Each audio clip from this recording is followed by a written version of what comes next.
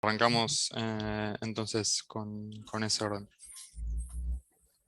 Bueno, gracias. Buenas tardes a todos y todas. Ahí vamos a esperar un segundito que mi compañero empiece a reproducir las diapositivas. Perfecto.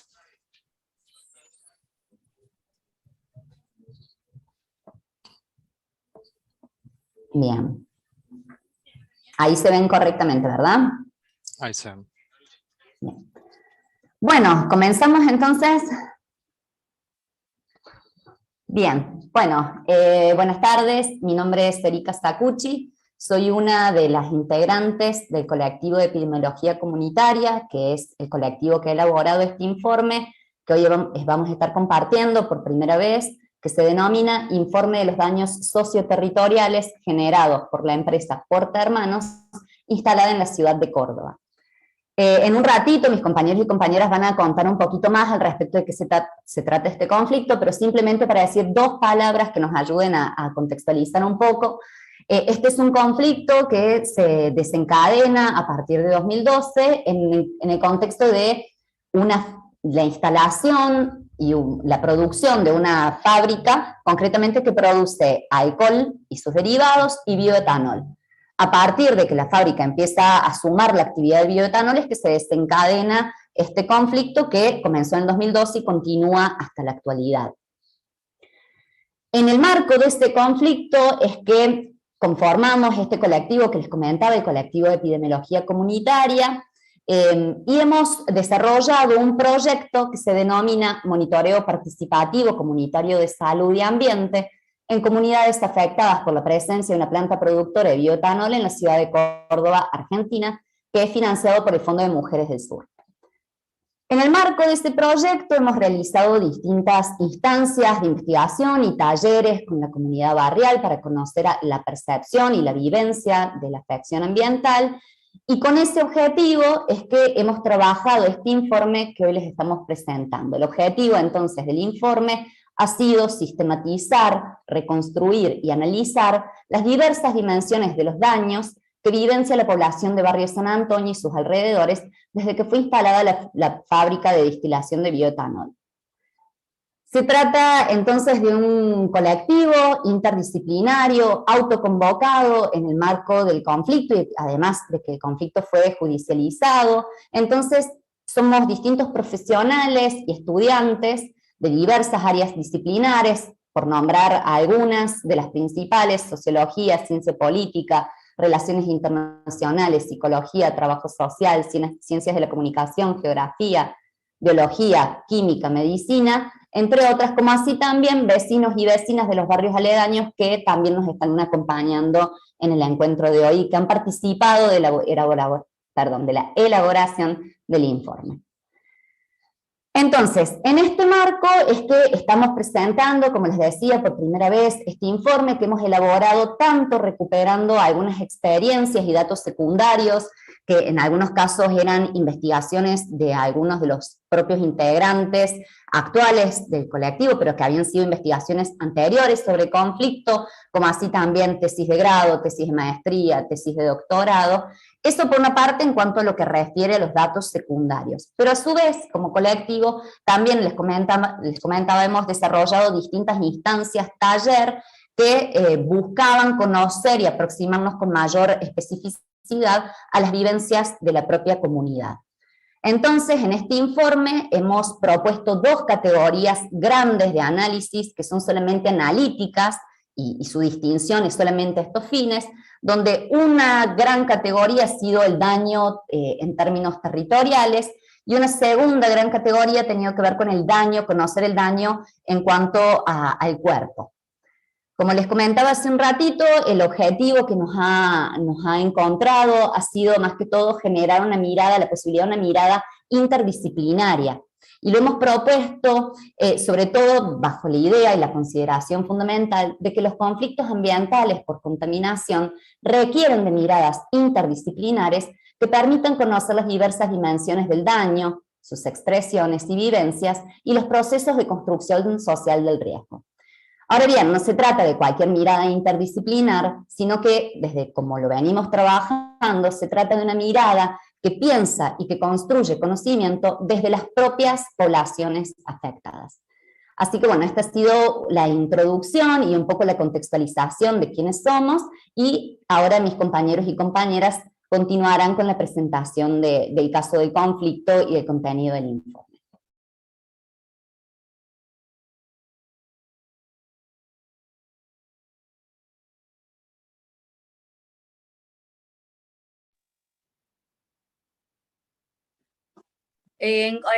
¿Cómo les va? Mi nombre es Silvia Cruz, María Rosa. Somos parte de vecinas que vivimos al lado de la planta de bioetanol, y nosotros, como para decir el tema de la síntesis de este trabajo interdisciplinario, que allí nuestra compañera comenzó diciendo, tenemos que decir que en el barrio San Antonio tiene en toda su historia un quiebre, ¿no? Esto que significa el desplazamiento de la destilería de bioetanol Porta Hermanos en un barrio que ya estaba preexistente, aquí en la ciudad de Córdoba, que originalmente la empresa envasaba alcoholes y derivados, y a partir del 2012 los vecinos y vecinas descubren, a partir de una gran explosión que vivimos en ese momento, que comenzaba allí ese día la producción del bioetanol a partir del maíz transgénico como biomasa. Ese momento es lo que causa la inflexión, ¿no? Que causa bastante marcado un antes y un después, lo que significó en la vida de todos nosotros aquí en el barrio, y es cuando los vecinos comienzan a expresar en esta línea de tiempo y en este trabajo que hemos venido siendo parte con mis compañeros, de que era el barrio antes, era un barrio súper tranquilo, decir que era lindo, que era muy verde, que era un paraíso, que tenía muchos árboles, muchas aves, y un presente, el después, en donde se habla de un calvario, de lo terrible que es, del intranquilo, y del miedo que genera vivir al lado de una planta de bioetanol que no hemos pedido y nadie nos preguntó tampoco para ello. Dicho esto, paso la palabra a los compañeros. Bueno, mi nombre es Virginia Toledo López, soy doctora en Ciencias Sociales y les voy a compartir un poco esto que es, como decía Erika, una distinción analítica como la dimensión más territorial de este desgarro y de esta ruptura del territorio que va generando la empresa al irrumpir en ese año 2012 a partir de esta transformación de su proceso productivo, incorporando la destilación de etanol para la producción de biocombustibles, y en el contexto nacional de promoción de estos nuevos combustibles agrícolas. Y esta transformación en este proceso va generando un cambio, irrumpiendo en los espacios, en el espacio-territorio, y transformando el barrio en términos de pérdida de espacios de esparcimiento, de lugares verdes, de espacios comunitarios, y al mismo tiempo supone un cambio en los modos de vivir, ¿no? En las dinámicas de socialización, de vecindad, y esto también genera una alteración de los sentidos, las significaciones respecto de lo que significa ser y estar en el barrio, ¿no? Entonces, se van alterando y se van dificultando las estrategias de reproducción de la vida en ese barrio a partir de este momento, ¿no? Y se modifican los vínculos comunitarios al mismo tiempo que avanza un proceso de urbanización más intensiva, ¿no? Y la agroindustrialización como proceso un poco que también atraviesa el contexto en el cual se inscribe esta problemática, ¿no? Entonces decíamos y veíamos que es a partir de ese año 2012 que la empresa comienza a ser percibida como una amenaza, por lo menos en tres dimensiones. Por un lado, respecto al riesgo que supone la amenaza constante de una explosión o un accidente que ocurra en la fábrica. Hay un momento disruptivo, que hay una explosión, y a partir de eso justamente se conforma este colectivo que integran los Vecinos Unidos en Defensa del Ambiente Sano, Seguro, que se organiza en el barrio San Antonio, y que comienza a realizar un relevamiento que nos trae hasta este presente, ¿no?, de justamente los efectos negativos para la salud que supone la presencia constante de esta empresa en el cuerpo territorio del barrio. Entonces, este sería como la segunda dimensión en la cual la amenaza es concebida. Y por otro lado, y en tercer lugar, la empresa es concebida también como una amenaza en tanto hay en la dinámica empresarial de producción, ¿no?, y en su estrategia económica y territorial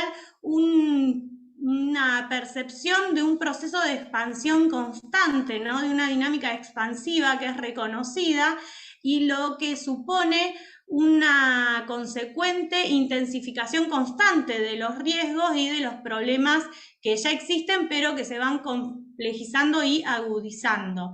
Esto lo fuimos analizando también en el informe en términos de un proceso de construcción social del riesgo que se va dando en la comunidad, y que a partir del cual se moviliza un diálogo de saberes también, y un proceso comunitario de construcción de nuevas redes, de nuevas dinámicas también en el territorio, que involucra, por un lado, todo un nuevo tejido comunitario que surge, y una construcción del entendimiento respecto de la salud comunitaria, por un lado, pero también que en el marco de este conflicto se entiende y lo comprendemos como el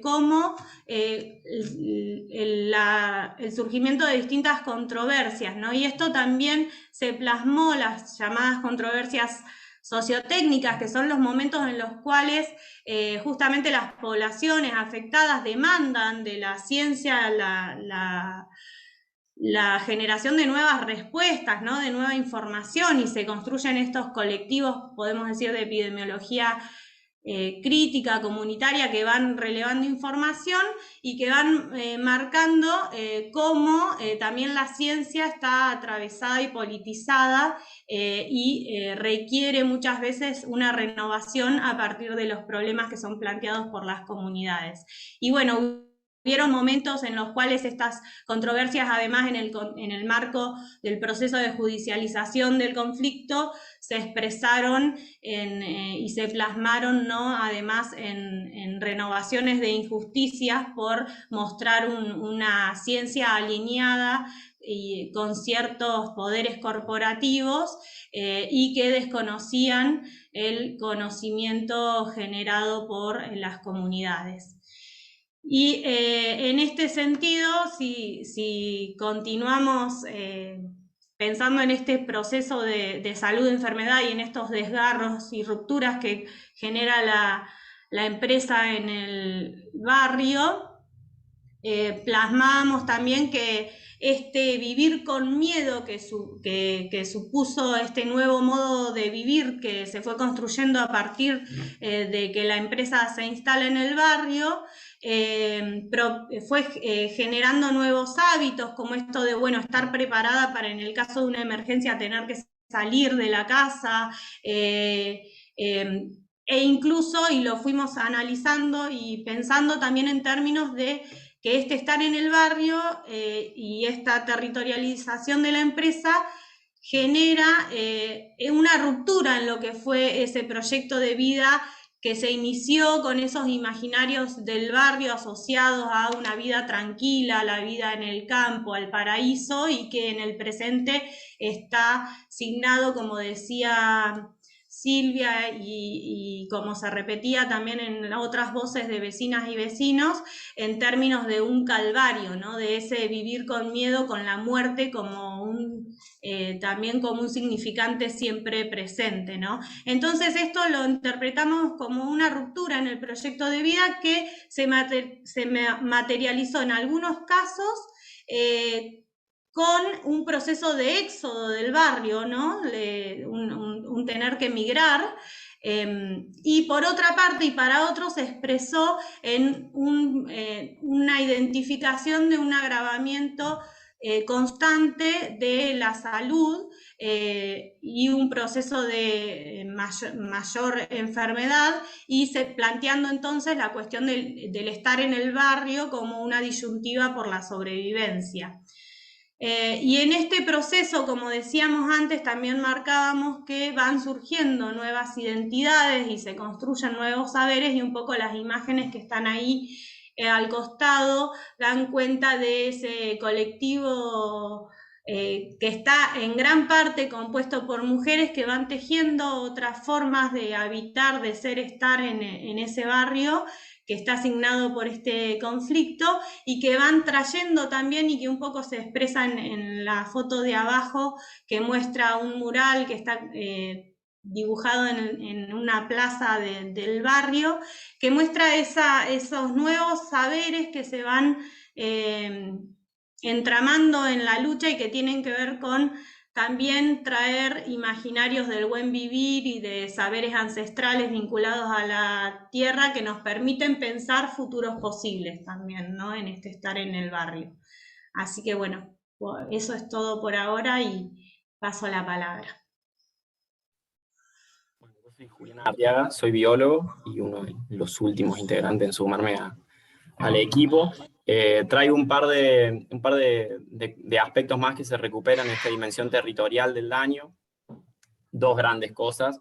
Una tiene que ver con la conformación del territorio de sacrificio, ¿no? Esto que mencionaban las vecinas un ratito atrás, de cómo se configura esa ruptura de un antes y un después, y ese después está asignado, está interpelado por la construcción de un territorio que se entiende un territorio de sacrificio, en donde hay un daño al ambiente, un crecimiento de la empresa por sobre los espacios públicos, un aumento de los olores que impide la utilización de los propios patios de la casa, de los espacios verdes del barrio, de la misma abertura de las ventanas, y donde a fin de cuentas, o en un plano más grande, aparece como una supeditación a los beneficios empresariales, de ganancias de una empresa particular, a los daños que suceden sobre el ambiente y sobre las personas que viven en la zona aledaña anteriormente a dicha planta.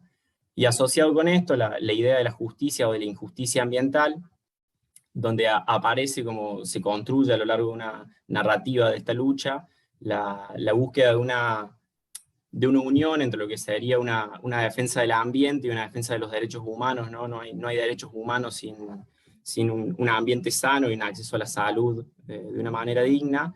Y bueno, esa narrativa del proceso de lucha se encuentra al frente de la injusticia ambiental, mediada por toda una red de complicidades. Hay una de las dos imágenes que está en esta diapositiva, es la red de responsables que se ha elaborado en distintos procesos de lucha, donde aparecen jueces, empresarios, políticos y funcionarios que un poco dan pie a que el día de hoy la planta siga en el barrio, siga produciendo, y mediado por la pandemia produzca cada vez más bioetanol a costa de quienes allí viven. Bueno, con eso ya doy pie a quienes siguen. Bueno, hola, ¿qué tal? Tengo la cámara apagada por el tema del internet, pero me escuchan bien, ¿no? Sí. Bueno, yo soy Virginia Sánchez Domínguez, también soy bióloga, y bueno, vengo un poco a contar la otra dimensión que analizamos en este caso, que es el daño al cuerpo, ¿sí? Que va a referir al deterioro de la salud corporal, física y mental de la comunidad. Realizamos este análisis a partir de relevamientos y estudios de salud humana y ambiental que se realizaron en la zona, y Al mismo tiempo, consideramos en paralelo el proceso de construcción social del riesgo, que se manifestó, como decían, en la necesidad de las vecinas de motorizar estos estudios, y así como relacionar la contaminación que producía la empresa con las enfermedades que se presentan. Entonces, en lo que refiere a los estudios, también analizamos auditorías presentadas por la empresa, pericias judiciales, y hay estudios realizados desde la Cátedra de Problemática Ambiental de la Universidad Nacional de Córdoba, donde en todas estas se detecta la presencia de sustancias tóxicas, residuos peligrosos que emana la empresa, ¿sí? Como ser tolueno, formaldehído, acetaldehído, etanol, entre otras, y también el material particulado, ¿sí? Que se produce principalmente por las cascarillas de maíz que allí se procesan, y que luego también, al liberarse por la chimenea, corrientes de dióxido de carbono con todos esos compuestos volátiles tóxicos, generan, digamos, un acrecentamiento en esto de los contaminantes que están presentes en la zona. Estos contaminantes van a tener siempre un límite establecido en las normativas, que generalmente refieren a turnos laborales de 8 horas con ciertas medidas de protección. Tenemos en cuenta que el barrio está expuesto a las 24 horas del día, los 365 días del año, por lo tanto, estos límites no ofrecerían un resguardo a la salud, y tampoco hay demasiados casos similares en el mundo donde tengamos poblaciones tan cercanas y tan expuestas a este tipo de contaminantes, y particularmente por la producción de bioetanol de estas fábricas.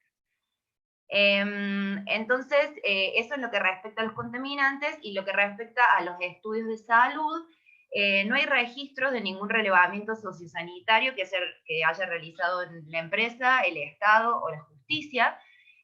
Sí se destacan los que llevaron a cabo motorizados por los vecinos, en conjunto con REDUAS, que es la Red Universitaria de Ambiente y Salud, que está compuesta por médicos de la Universidad Nacional de Córdoba,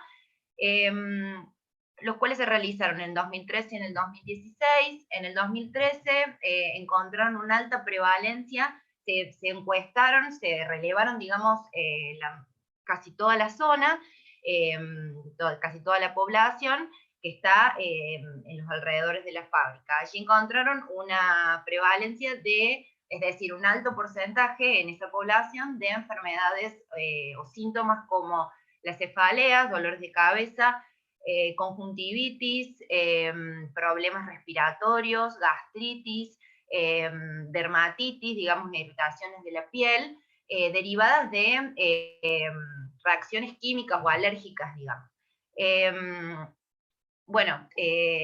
En el 2016 se volvió a realizar otro estudio de salud donde se confirma la presencia y el aumento de todos estos síntomas de malestar, digamos, asociados a los olores, digamos, que hay en la zona, y además también se encontró una alta prevalencia de cáncer, malformaciones, abortos espontáneos, y los médicos determinaron, digamos, que los barrios sufrían lo que se llama el síndrome de sensibilidad química múltiple. Este síndrome lo que describe son diferentes enfermedades, patologías como estas que yo mencionaba, resultantes de una exposición constante y reiterada en el tiempo de diferentes tóxicos, ¿sí? Aunque estos tóxicos estuviesen en el aire, en una concentración de los que está contemplada en los límites permitidos, de todas maneras que sean todas esas sustancias durante tanto tiempo y constantemente, genera una especie de sinergia en estas enfermedades que se presentan. Comienza a haber más casos y con más gravedad, digamos. Luego, también las vecinas realizaron estudios sobre el daño genético.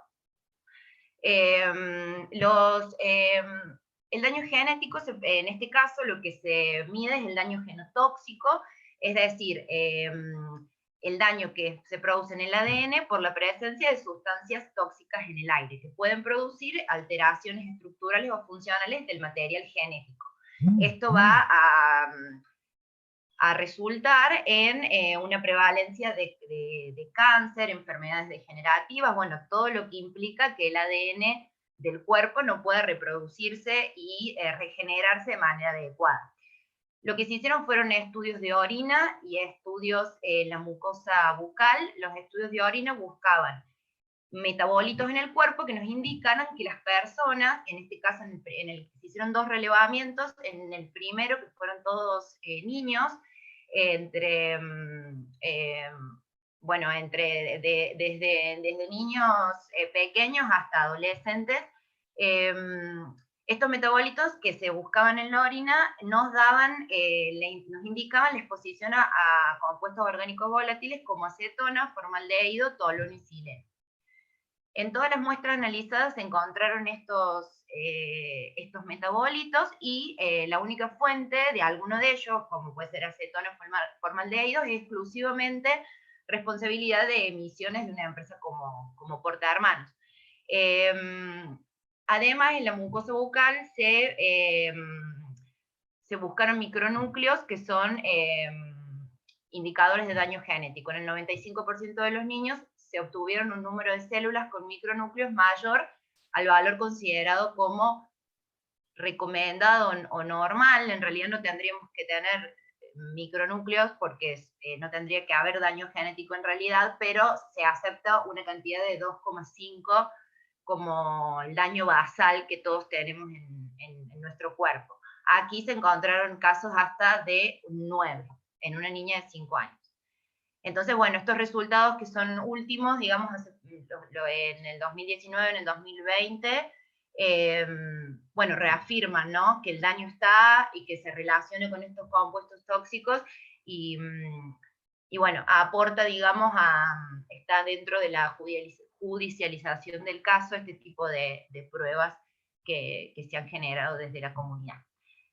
Y bueno, para terminar, porque ya estamos medio pasados de tiempo, disculpen, damos un poco las conclusiones, que identificamos el daño al cuerpo territorio generado por la producción de bioetanol de la fábrica en estos barrios, abordamos los efectos de la actividad contaminante en los cuerpos y en las relaciones sociales, en el territorio. Buscamos integrar disciplinas y trabajo comunitario con los habitantes de la zona y trabajar con un concepto de salud integral, amplio y completo.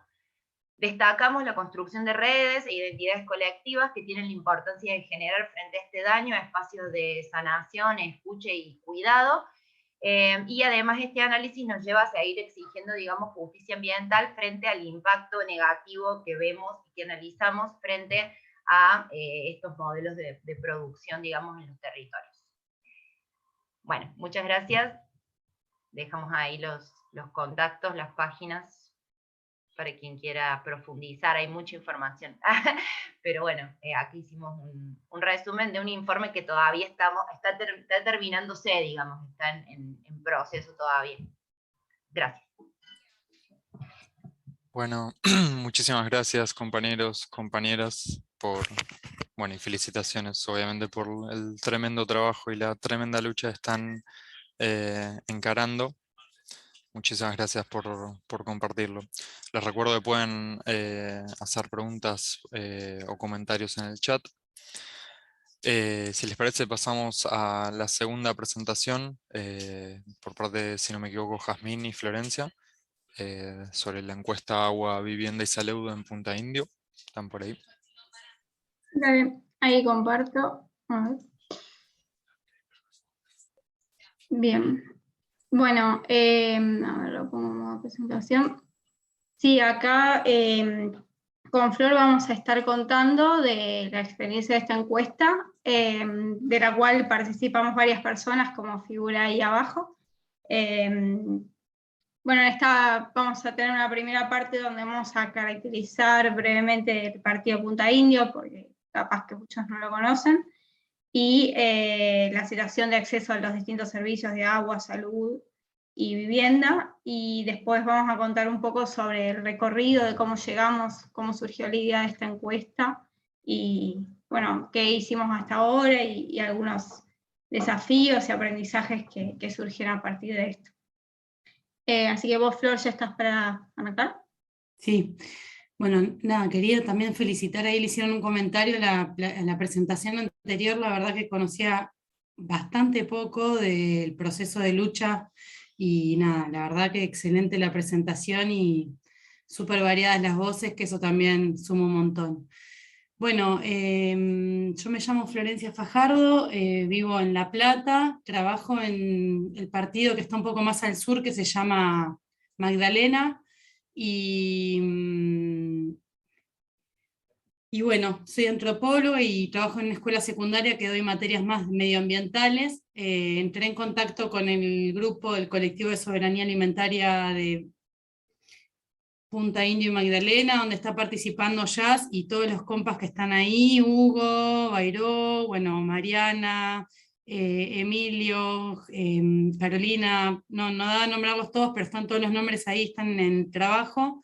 Y bueno, la verdad que particularmente me sumé con otra compañera docente que es Martina, tratando de ver qué es lo que estaba pasando en Pipinas, que es una de las regiones de Punta Indio, una de las localidades, más que nada para tratar de ver de eso que se estaba produciendo de conocimiento, hacer como un puente con la escuela donde estoy trabajando. Así que esa es mi presentación, no sé si ya vos también te querés presentar un toque. Sí, no me presenté. Bueno, yo soy química y ahora estoy haciendo el doctorado en la Facultad de Ciencias Naturales de La Plata. Mi trabajo de tesis es estudio del cambio ambiental vinculado con el agua en el Parque Costero del Sur, y aparte estoy vinculada con el Colectivo de Soberanía Alimentaria. De alguna forma, bueno, estoy tratando de abordar el mismo tema desde la academia y fuera de la academia. Y bueno, nada, después ya vamos a contar cómo surgió todo esto, pero bueno, es parte de otras acciones que estamos haciendo con la gente de la zona. Así que bueno, arrancamos, ¿no? Dale, dale. Entonces ya decía, bueno, vamos a presentar un poquito, digamos, qué es Punta Indio, podemos decir, porque suponíamos que por ahí no lo conocían muchos o muchas. Punta Indio está a 100 kilómetros de La Plata, está, digamos, al sur del partido de La Plata y de Magdalena. Antes formaba parte del mismo partido de Magdalena y hace ya varios años que se subdividió, ¿no? Y se conoce como Punta Indio. Y limita con Chascomús, con la bahía de San Borombón, digamos, al este, podemos decir al sudeste, con el río de la Plata al noreste, y bueno, con Magdalena, que también dije. Y es un partido predominantemente, digamos, donde la producción primaria es rural, podemos decir, ¿no? Es zona de ganadería, de algo de tambo, también de minería, de conchilla, y también, digamos, hay una parte que tiene que ver con el desarrollo del turismo. Y también está la base aérea, que bueno, nada, que también emplea bastante gente, tiene unas categorías de protección, le llamamos, ¿no?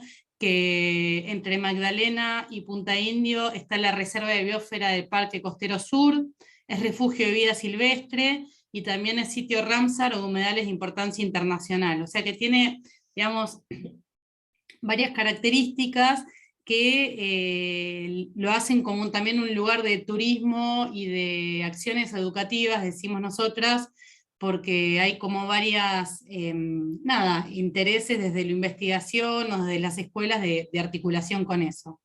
Y después otra cosa, también hay granjas de aves, de cerdos y producción de hongos, hay una honguera bastante famosa en la zona. Y después algo que creo que no sé si estaba en la diapositiva anterior o no, es que el partido de Punta Indio, digamos, es la mayor cantidad de gente vive en lo que sería Verónica, que es la cabecera, que después está también Punta Indio, que es sobre la franja costera, que es bosque de talar, digamos, Y después está la otra parte que es Pipinas, que es donde estuvo en algún momento la fábrica de producción de cal a partir de esta, digamos, extracción de conchillas en la zona que hablábamos, que son como las 3 grandes cabeceras. Y después hay como muchos pobladitos rurales, como pueden ser Alvarejonte, Las Tahonas, digamos, donde hay también pequeños agrupamientos de personas, y después también mucha población viviendo en campos, porque es, como decíamos, una zona productiva interesante, digamos, ¿no? Por ejemplo, en la escuela donde yo laburo, el casi 95% de la población que accede es hijos e hijas de peones rurales de la zona, digamos, como que ese es un poco para conocer un poco cuál es el perfil de la zona. Pasa ya si querés. Si me querés ir agregando, agregá también. Claro, sí, sí. Bueno, con respecto entonces a lo que es el acceso a los servicios de agua y saneamiento, en la zona se usa para agua de consumo, agua de pozo. Los principales acuíferos de los cuales se saca agua son el Pampeano y el Puelche. La principal limitante en la calidad del agua es la elevada salinidad, o sea que el agua es salada, por estar cerca de la costa mayormente, y en los reservorios donde hay agua dulce, las limitaciones fundamentales son el contenido de arsénico, que sobre eso vamos a profundizar bastante, que a pesar de que tal vez hay confusión, es de origen natural, ¿sí? Es por transporte de sedimentos desde la cordillera, no es por una fuente de contaminación humana, y presencia de nitratos, que eso sí está relacionado con lo que es la actividad ganadera o mal manejo de los efluentes cloacales. Ahí está. Bueno, con respecto a cómo es el sistema de abastecimiento, es bastante dispar entre las distintas localidades. Por un lado, en Verónica y en Pipinas hay cooperativas de agua que abastecen mediante el servicio, mediante distribución por red. En Punta del Indio no existe este sistema y lo que hay es desde el año 2010 una planta municipal que funciona por el mecanismo de osmosis inversa y provee agua en bidones a los pobladores locales. Y además en esa zona muchos vecinos y vecinas tienen su pozo particular y algunos toman agua de ahí. Y esta estrategia de usar pozos particulares es la única que existe en las localidades rurales, obviamente. Además, en la foto que está arriba a la derecha, hay una planta de tratamiento para remover arsénico que dice que está en su etapa de puesta a punto, ya casi por usarse, en Pipinas, que diseñó gente del Departamento de Hidráulica de la Facultad de Ingeniería de La Plata, junto con las cooperativas, miembros de CONICET y la Federación de Cooperativas de Agua Potable, que fue declarada de interés provincial el año pasado. Bueno.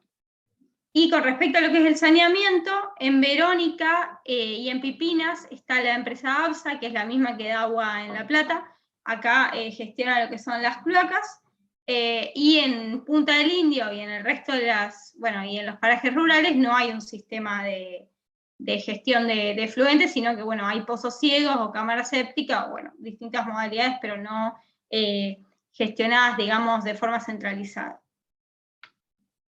Con respecto a lo que es acceso a la vivienda, toda esta información que voy a dar a partir de ahora está sacada básicamente del censo de 2010 y del plan de ordenamiento territorial de Punta Indio, que se hizo ese mismo año, así que no está muy actualizada. Justamente un poco con el nuevo censo hay datos que se van a poder ir actualizando y un poco, bueno, por eso también es la idea de hacer esta encuesta, ¿no? Bueno, con lo que es entonces ahora sí, ese paréntesis, el acceso a la vivienda. La ocupación del suelo en el partido Punta Indio tiene un porcentaje bajo de hogares con hacinamiento, es 1%, que es menor inclusive que en el resto del interior de la provincia, que es casi el 3%. Después, con respecto a Verónica, que es la ciudad cabecera y es la que tiene mayor porcentaje de la población, el 61% de las parcelas urbanas están ocupadas, y eso indica que aunque siguiera creciendo la localidad, digamos, en principio esto no sería un problema, pero sí se da como problema el crecimiento de forma desordenada y la expansión en áreas que no tienen servicios de agua, de cloacas y demás. Y además hay como una diferencia notoria a uno y otro lado de las vías del ferrocarril, que bueno, ya no pasa hace muchos años, pero en su momento fue como una divisoria del pueblo entre dos, digamos, de dos pueblos a su vez.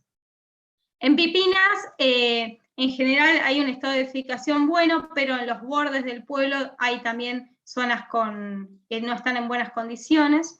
Y Punta del Indio es bastante particular porque hubo muchas subdivisiones de los terrenos sin un plan de manejo, y además se caracteriza porque gran parte de la localidad es inundable, y entonces hay determinados criterios que se tienen que cumplir en cuanto a la construcción a determinada altura y demás, que en general no se cumplen, y eso conlleva problemas, y además que no pueda sostenerse lo que es el crecimiento de la oferta turística. Bueno, y eso vamos a ver que también tiene algunos problemas. Después, con respecto a lo que es el acceso a la salud, súper reducido. Es importante destacar que al estar cerca de la ciudad de La Plata, gran parte de la demanda de atención médica se suele llevar ahí, o sea, la gente que puede se va a atender a La Plata, sobre todo cuando son cuestiones de complejidad. Y el municipio en sí cuenta con un hospital público que está en la base aeronaval, que mencionó Flor, 6 unidades sanitarias, y hay un centro provincial de salud mental. En 2010 había 47 camas de internación, aunque la mayor parte era privada, y esa clínica tengo entendido que cerró, así que ahora el número de camas es menor. Y bueno, con respecto a lo que es la cobertura de salud, 25% aproximadamente no tenía ni obra social ni ningún tipo de plan de cobertura. Bueno, y ahora sí vamos a pasar a lo que sería como central de esta charla, que es la encuesta, teniendo ya más o menos un panorama de lo que es el lugar. Bueno, el colectivo de soberanía alimentaria de Punta Indio y Magdalena está formado por vecinos de distintas localidades: Pepinas, Verónica, Punta del Indio, bueno, becarios, investigadores como yo, mi director y otro chico más que es geólogo, que trabajamos en la zona. A partir de septiembre de 2019 hubo un hecho particular, que fue que la Sociedad de Fomento de Pepinas mandó a medir arsénico en el agua de la red de ahí. Esto se midió en la cátedra de toxicología de la Facultad de Exactas de La Plata, y el nivel de arsénico 18 veces mayor a lo permitido por la OMS, y eso impulsó la movilización de vecinos en relación a este tema. Después, bueno, en 2020, o sea, esto empezó ahí. En 2020 se conformó la Mesa de Soberanía Alimentaria, que ahora se llama Colectivo, pero es básicamente el mismo grupo. A partir de ahí se hicieron distintas actividades, como por un lado analizar los datos de salud que había disponibles en la zona, que esto se hizo usando como base la Dirección de Egresos de la Dirección de Información en Salud del Ministerio de Salud de la provincia. Ahí se fueron buscando datos de egresos de distintas enfermedades que se podrían llegar a relacionar con la presencia de arsénico y comparar en distintos partidos. Y además, en julio y agosto de 2020 se hizo una encuesta que fue virtual porque estábamos en plena pandemia, que la respondieron 81 personas, y ahí se relevaron distintas cuestiones como fuentes de acceso a agua, problemas de salud, si se tenía conocimiento de la problemática del arsénico o no. Después, por otro lado, también se mandaron a medir muestras de agua, el contenido de arsénico. Esto lo financiaron mismos vecinos y vecinas que forman el colectivo, y los resultados fueron bastante dispares. Se midieron en distintas localidades y la mayoría no cumplía con los límites de potabilidad que establece el Código Alimentario Argentino. En realidad es como digamos, donde está legislada la calidad del agua. Y bueno, a partir de todo este trabajo, a fin de ese año, se presentó ante las autoridades locales este tema, de distintas formas, mediante cartas, reuniones y demás. Bueno, el año pasado, yo ahí ya me incorporé, porque empecé el doctorado el año pasado. Estuvimos haciendo lo que es difusión en distintos medios locales, como diarios, entrevistas en las radios comunitarias. Participamos de las jornadas de interdisciplina del año pasado también. Organizamos una charla con Damián Marino y Rafael Lachmanovich, que son dos investigadores muy reconocidos en el país, que estuvieron hablando sobre las problemáticas que puede traer el consumo de agua con arsénico o con agroquímicos. Y además, el año pasado, entre agosto y octubre, con Susi, una compañera del colectivo, hicimos el curso de salud ambiental que dio la provincia de Buenos Aires y ahí participamos con médicos y médicas del partido, y en el proyecto final armamos un trabajo sobre determinación de arsénico en orina que se está haciendo, y bueno, caracterizamos la problemática en el partido y eso, así que estamos como bastante vinculados también con varias personas de la localidad, del partido. Bueno, entonces ahora sí, en sí la encuesta, ¿qué temas aborda? Bueno, la idea es, a partir de la realización de esta encuesta, tener un panorama actualizado, por lo que les comenté de que no hay información actualizada, sobre la situación de acceso a servicios básicos, vivienda, salud en el partido, teniendo en cuenta distintas dimensiones, ¿no?, relacionadas con este tema. Además, se busca identificar las principales fuentes de agua a las que recurren las comunidades, qué saberes hay en relación con esas fuentes de agua, y bueno, distintas enfermedades diagnosticadas o no, y percepción de problemáticas ambientales en la zona. Además, es una forma de que las personas, los vecinos que encuestamos, también puedan expresarse. Los objetivos que tenemos son proporcionar información relevante y representativa de la realidad del distrito, aportar herramientas para el diseño de políticas públicas en escala local, dar a conocer el trabajo que vienen realizando los diferentes colectivos locales en el abordaje de estas problemáticas, despertar interés por temáticas relegadas en las agendas de gobierno, como suelen ser las cuestiones ambientales, y generar un espacio de expresión para los vecinos, lo que decía recién, que normalmente tienen bastante limitado, ¿no?, sus oportunidades de expresarse. Bueno, ¿cómo es que surgió esta idea? El año pasado nos reuníamos mensualmente, el colectivo de soberanía alimentaria, y surgió mucho este tema de que había necesidad de conocer con mayor precisión si había relación entre el acceso al agua y el estado de salud de la población, y además de que no era muy conocido el colectivo a nivel local.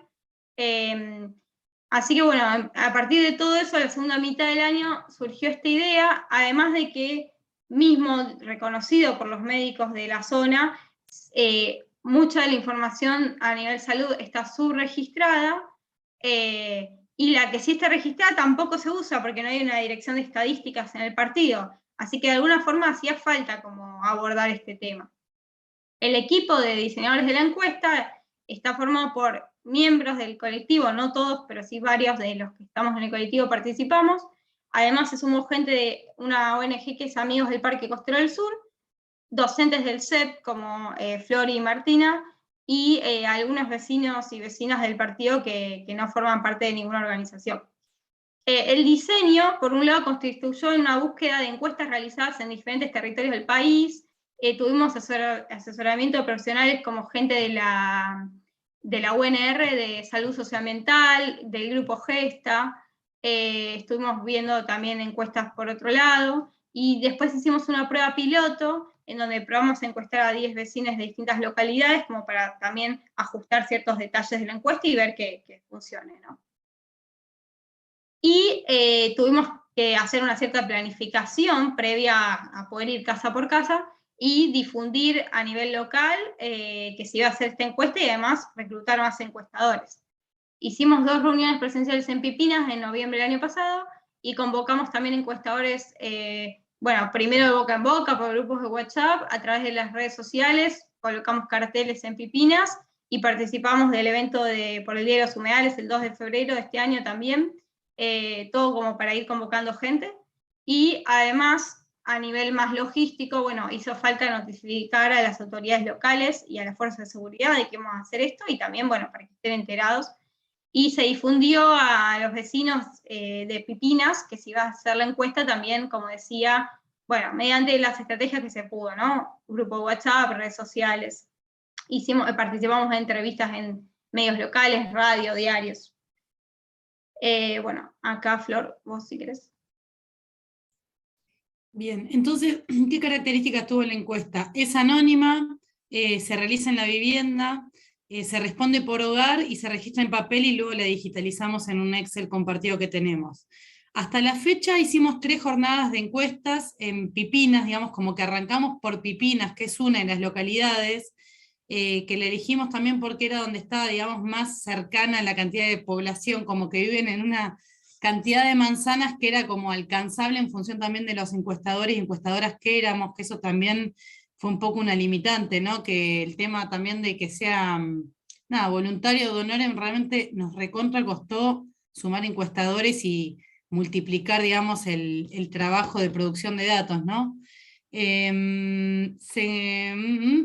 Bueno, y además trabajábamos de a dos en las encuestas, porque como algunos no éramos de la zona, encuestábamos como capaz un local y un foráneo, no sé cómo decirlo.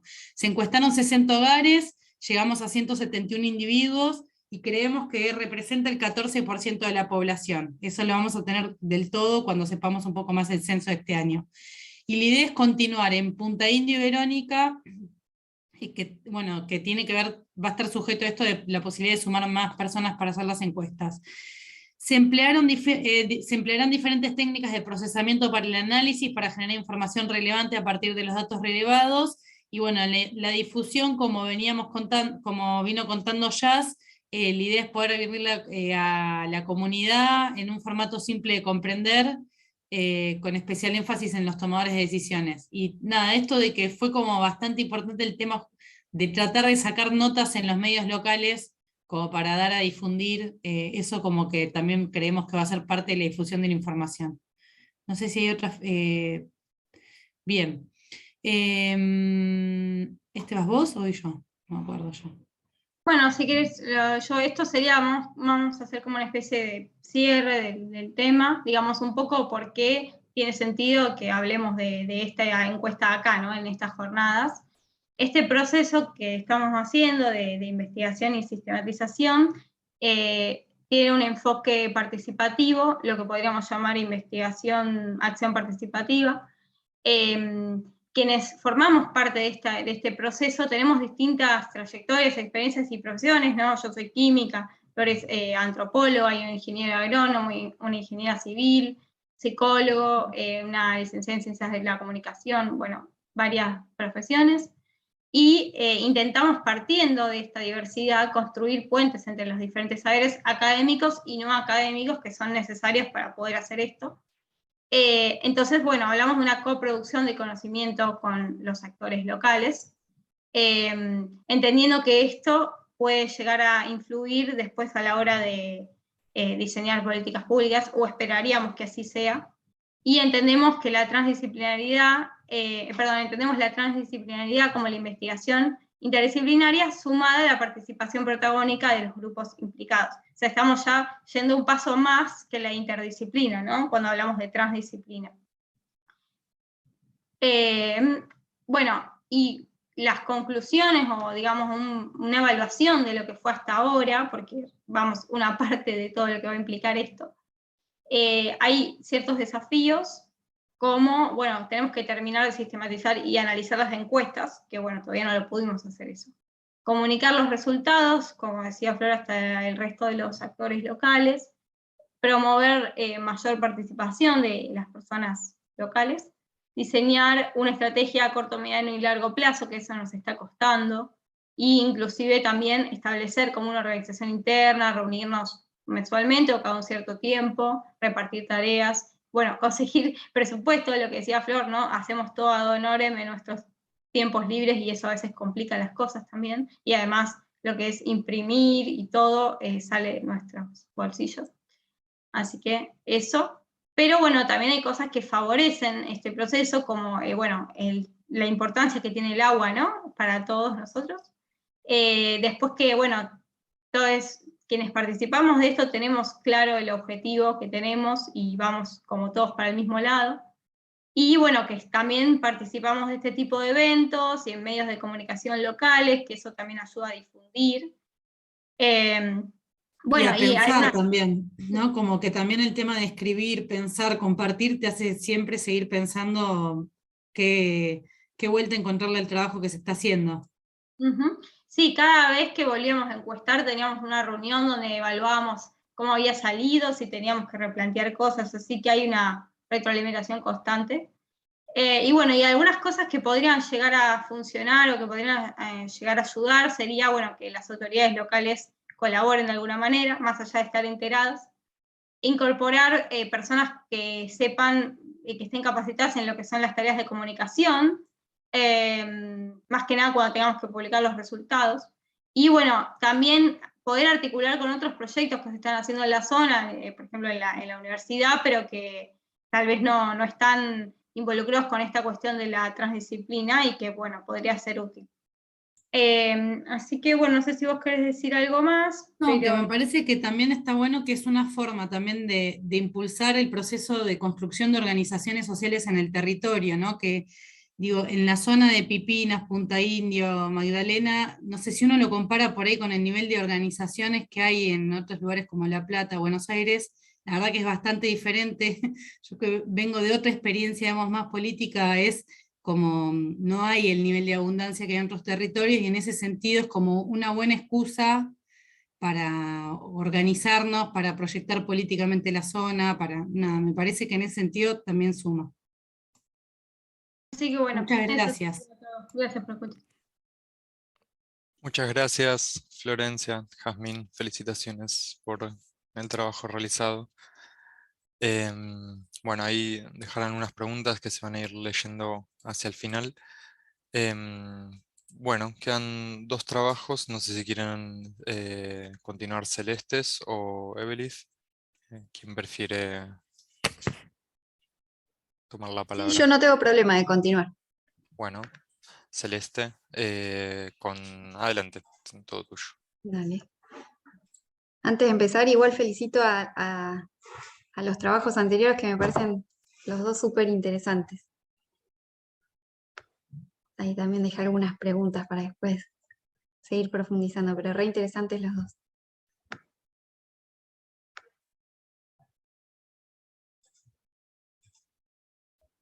¿Ahí se ve?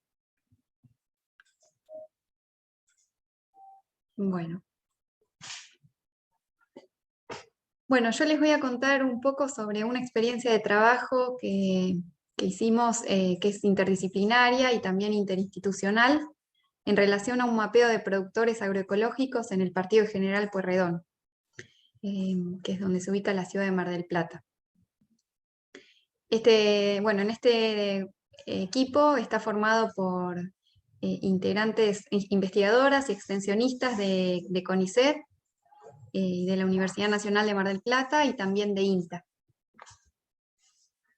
Es un equipo interdisciplinario, hay economistas, hay licenciadas en gestión ambiental, ingenieras agrónomas, licenciadas en relaciones internacionales.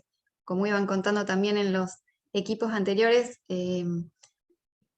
hay distintas disciplinas que han nutrido mucho este trabajo.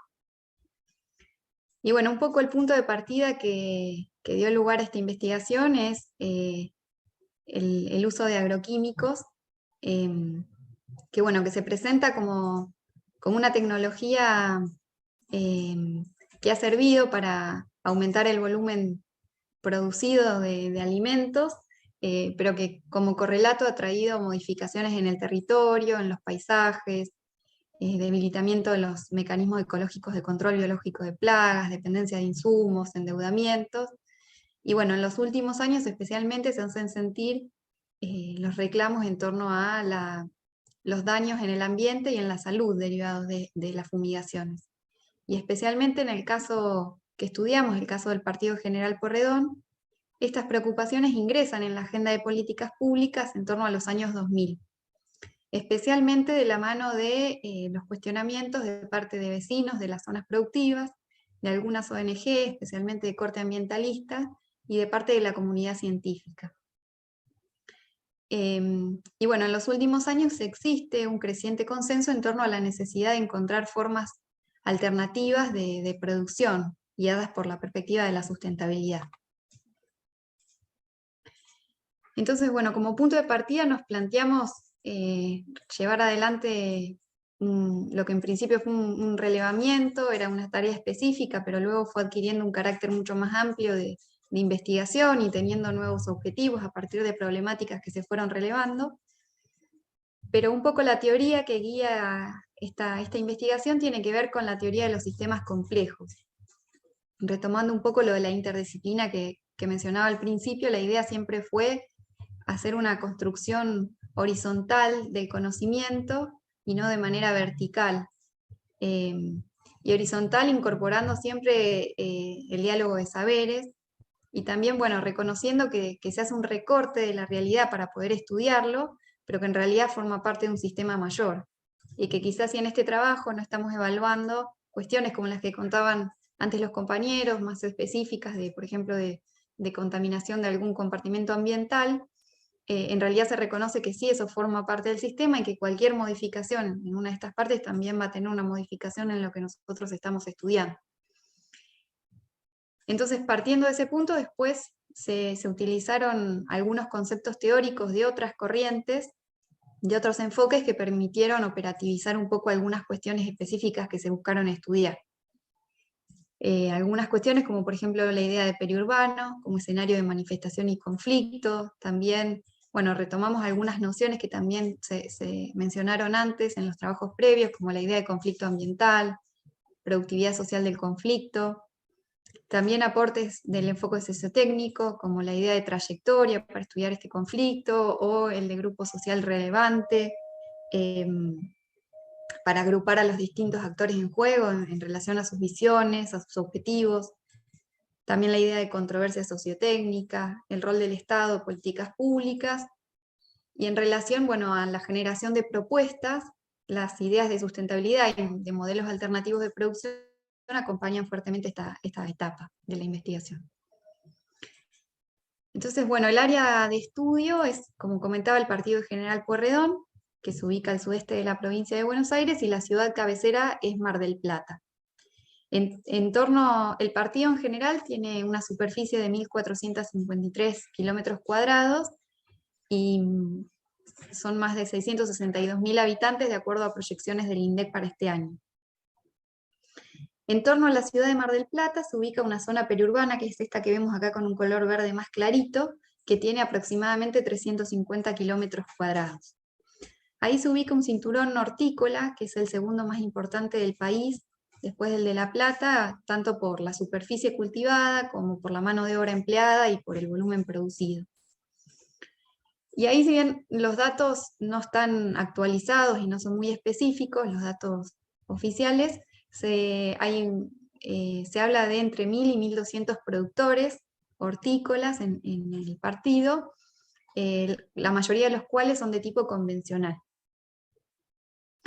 Y identificamos después en el relevamiento, también en esta área de acá, que es un área de interfaz urbano-rural, que tiene una lógica diferente porque no está bordeando la ciudad, tiene una lógica de funcionamiento diferente e incluso de comercialización, pero se ubican en esta área productores hortícolas a escala comercial, pero con bases agroecológicas. Y bueno, en el partido, desde hace más de 2 décadas, existe un conflicto en torno a las fumigaciones, especialmente en esta área periurbana, ¿no? En torno a la ciudad. Bueno, hay un poco esta trayectoria del conflicto que comentaba respecto a las fumigaciones, que esto, bueno, lo voy a pasar un poquito de manera muy sintética, pero después podemos volver si hace falta. Los primeros cuestionamientos empiezan en torno al año 2000, como comentaba, especialmente de la mano de organizaciones ambientalistas y de vecinos de las zonas. La primera ordenanza se construye en el año 2008, que es más de tipo prohibitiva, que lo que establece es un área de 1.000 metros de no fumigación entre el ejido urbano y la zona productiva. Entonces, a partir de este momento, emergen distintas controversias, se hacen sentir las voces de los distintos actores, y empiezan a generarse, a construirse ordenanzas modificatorias y complementarias de esta ordenanza original del 2008, que empiezan a generar instancias de discusión, de debate, y lo que sucede es que la normativa en realidad termina siendo lábil y contingente y nunca termina siendo aplicada. Se pasa por distintas etapas del conflicto, que bueno, en este caso lo fuimos viendo a la luz de la teoría de la productividad social del conflicto. Y bueno, me parece por ahí importante destacar en esta última etapa que se asiste a una resignificación del problema, y se empieza a dejar de lado un poco esta discusión dicotómica del agroquímico sí o el agroquímico no, o las buenas o malas prácticas, y se empieza a pensar, se empieza a pararse de una postura más propositiva, vinculada a proponer a la agroecología como un modelo alternativo de producción, más, con una visión más holística y más sostenible a largo plazo. En este sentido, bueno, había intenciones de ingresar a la RENAMA, que es la Red Argentina de Municipios por la Agroecología, que este corte está hecho en el año 2000, pero esto finalmente sucedió el año pasado, y actualmente se trabaja en la construcción de una normativa a escala municipal de promoción de la agroecología. Si bien también la ordenanza anterior, la ordenanza de los 1000 metros de no fumigación, aunque no está siendo implementada, está intentando de ser operativizada en algún sentido, en la idea de marcar cuáles serían estos 1000 metros, cuál es el límite entre lo urbano y lo productivo, para poder trabajar especialmente con los productores que quedan comprendidos en esa zona, para poder acompañarlos a nivel territorial en el desarrollo de prácticas más sustentables. En ese sentido, bueno, la investigación, en consonancia con lo que comentaba al principio de la teoría de los sistemas complejos, plantea continuamente una metodología dialógica, tratando de incorporar todo el tiempo el diálogo de saberes, las miradas de los distintos actores a la hora de construir el conocimiento. Y bueno, es una investigación de tipo cual y cuantitativo, que tiene instancias analíticas, por ejemplo en la primera parte de revisión documental y de fuentes de información secundaria, trabajos previos al respecto, pero también se generaron entrevistas exploratorias en profundidad para tener una primera aproximación de las interrelaciones existentes en este proceso. Y en lo que me voy a detener más ahora es en esta segunda fase, que la idea fue, al no haber mucha información respecto a estas producciones en el partido, información actualizada, lo que se hizo fue establecer un cuestionario a partir de este equipo, pero también en trabajo con los propios productores y técnicos, un cuestionario para poder entrevistar a los productores del partido, aquellos que están emergiendo en los últimos años con bases agroecológicas. Entonces, a partir de estos datos que también fueron georreferenciados, se pudo clasificar y caracterizar a los productores y también trabajar en la construcción de un índice de sustentabilidad a través de distintos indicadores para poder evaluar el área bajo estudio. Eso lo que nos permitió después es también a través de instancias participativas identificar los problemas y poder co-construir soluciones para generar propuestas que contribuyan a que el área pueda transitar hacia formas más sustentables de producción. Entonces, bueno, el área bajo estudio, una vez que realizamos el mapeo, pudimos identificar para el año 2020 33 productores agroecológicos a escala comercial. Había mencionado anteriormente que en la totalidad de productores, los que producen bajo la forma convencional de producción, son entre 1000 y 1200. Entonces estos que producen de una manera alternativa, con bases agroecológicas, son 33. La superficie producida es aproximadamente el 0,5 de la superficie hortícola total del partido, ¿no es cierto? Y estos productores, la característica que tienen es que convergen en el rechazo al uso de agroquímicos. Ese es el punto de partida. Si después los miramos hacia el interior, resulta un grupo muy heterogéneo. Si bien el 80% se autopercibe como agroecológico, algunos se autodefinen como biodinámicos, permacultores, productores naturales o simplemente como agricultores. Esa fue una discusión interna en el grupo y también con los propios entrevistados cuando les preguntamos cómo se definen. Nosotros al principio los llamamos alternativos y ellos nos decían, no, ¿por qué alternativos si esta es la forma de producir, ¿no es cierto? Nosotros estamos produciendo como la naturaleza en realidad nos enseña, no sería la forma alternativa, sino la forma de producir.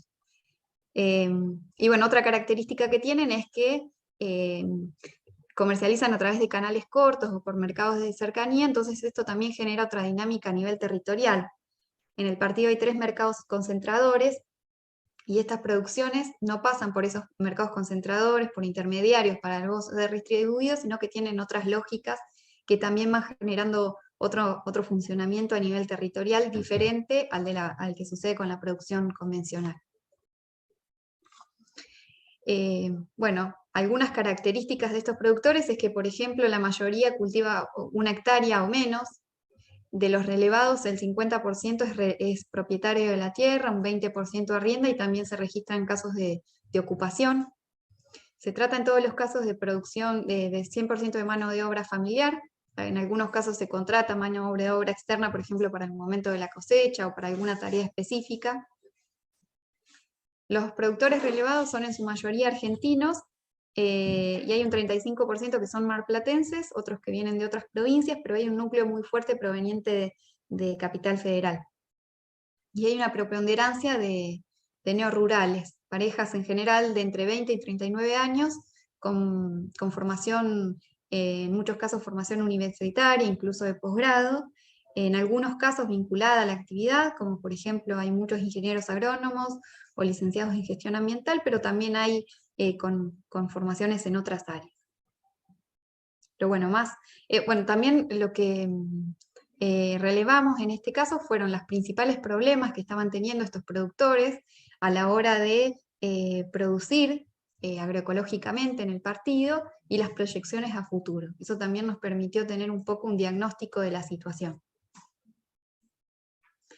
Bueno, más allá de los datos, estas son algunas fotos de los productores que fuimos entrevistando. Al principio, cuando se empezó a hacer el trabajo de campo, fue previo al aislamiento, y luego vino el aislamiento, así que tuvimos que reformular un poco la estrategia metodológica y se realizaron muchas entrevistas de manera remota, a través de Zoom, de teléfono, del medio que los productores podían. Y una vez que el aislamiento lo fue permitiendo, hicimos otra vez una bajada al terreno para poder ir a conocerlos, conocer el lugar, y tener otro acercamiento. Bueno, después, como comentaba, a partir de esto pudimos hacer una evaluación de la sustentabilidad. También se hizo una discusión en torno al sentido de lo que es sustentabilidad en el partido, porque como comentaba antes, en el partido hay una trayectoria larga de conflicto por las fumigaciones, y hay una gran cantidad de actores involucrados, con visiones y con intereses contrapuestos. Por ese motivo también las ordenanzas se van continuamente modificando, complementando y nunca logran implementarse. Pero existe un consenso entre todos los actores respecto a que la solución es la sustentabilidad. Sin embargo, no existe un consenso sobre cuál es el sentido de la sustentabilidad. Entonces, en este sentido, se hizo una discusión a través de entrevistas, y se puso en discusión cuáles son los distintos sentidos que los actores en el partido le otorgan a lo que es sustentabilidad. Entonces se pudo ir agrupando para poder entender y comprender un poco más a dónde ponen el foco cada uno de los actores cuando hablan de la solución como la sustentabilidad. Algunos focalizan más en lo económico, otros más en la cuestión del cuidado ambiental, otros en la salud. Y a partir de entonces, bueno, se hizo una propuesta metodológica para los productores relevados poder evaluar la sustentabilidad y el aporte que realizan a la sustentabilidad del área bajo estudio.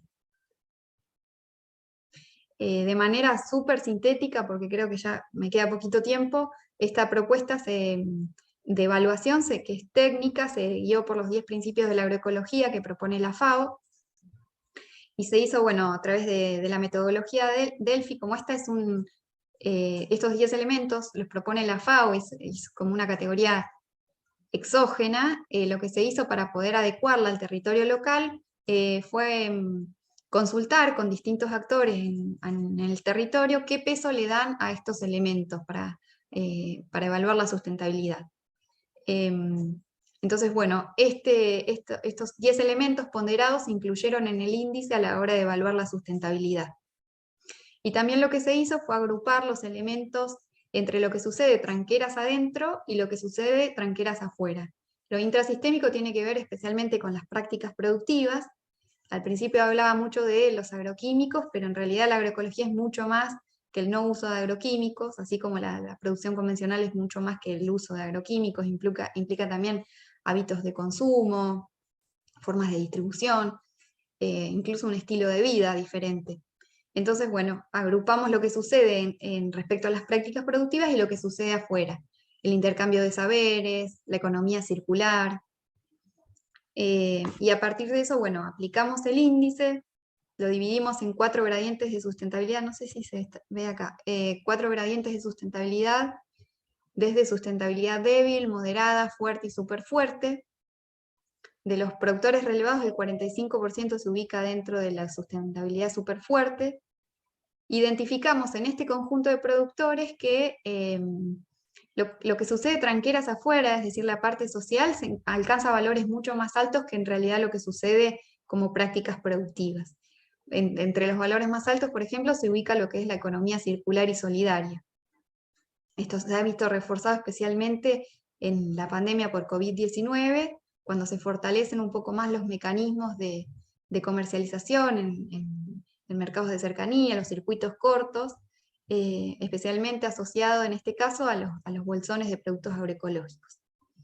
Y los valores más bajos se encuentran respecto a lo que es intrasistémico, al interior de tranqueras adentro, digamos, en lo que es reciclaje y resiliencia, asociado a la incorporación de materia orgánica o residuos propios del predio para fertilizar el suelo, o respecto a la resiliencia, las prácticas de manejo para el control de plagas, sin considerar los bioinsumos. Algunas cuestiones como por ejemplo la biosolarización o el uso de trampas, de cebos.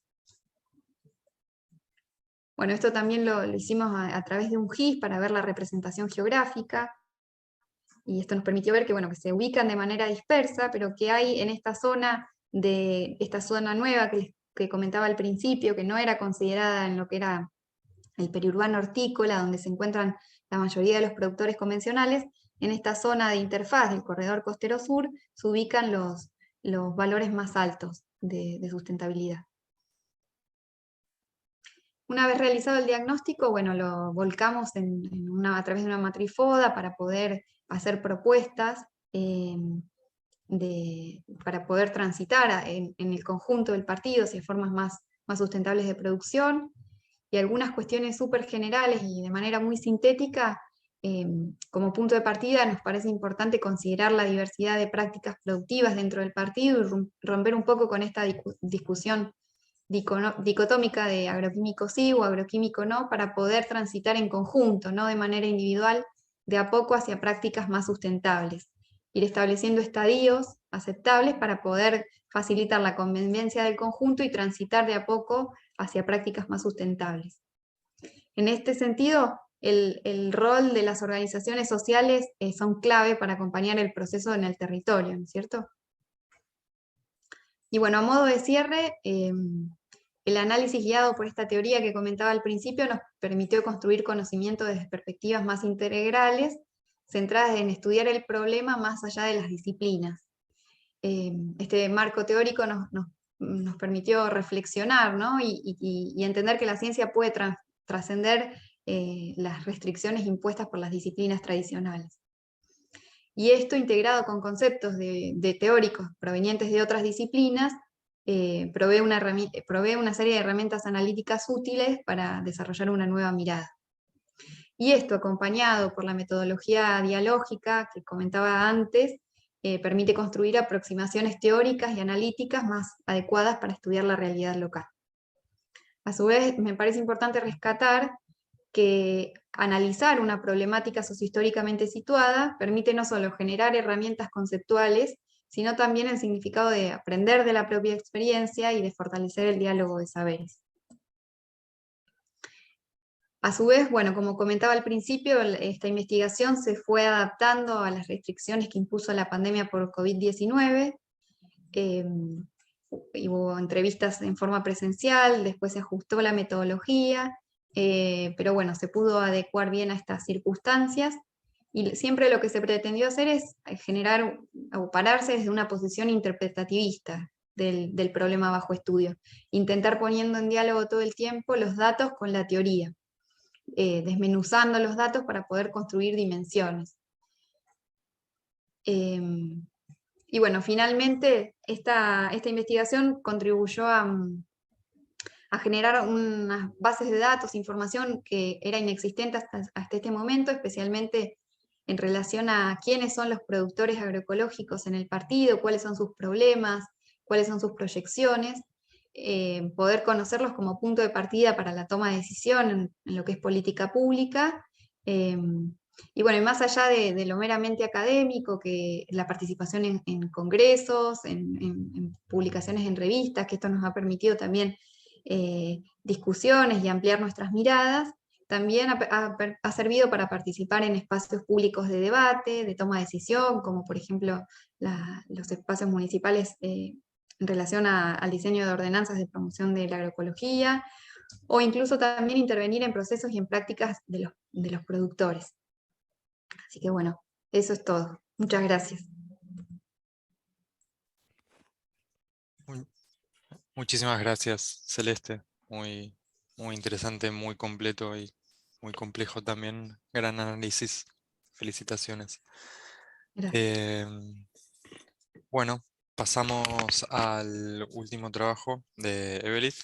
¿Estás por ahí? Muy bien. Sí, acá estoy. Bueno, buenas adelante. tardes a todos. En este momento voy a compartir la pantalla.